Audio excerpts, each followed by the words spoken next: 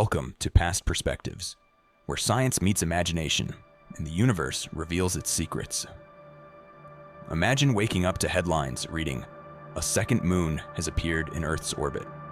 No warning, no explanation, just there. Earth's gravity barely stabilizes one moon. Suddenly adding a second, nearly the same size, would throw the entire orbital system into chaos. And then, collision.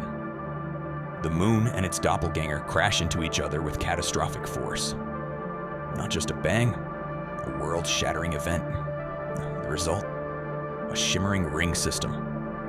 Earth becomes a miniature Saturn. Beautiful, yes.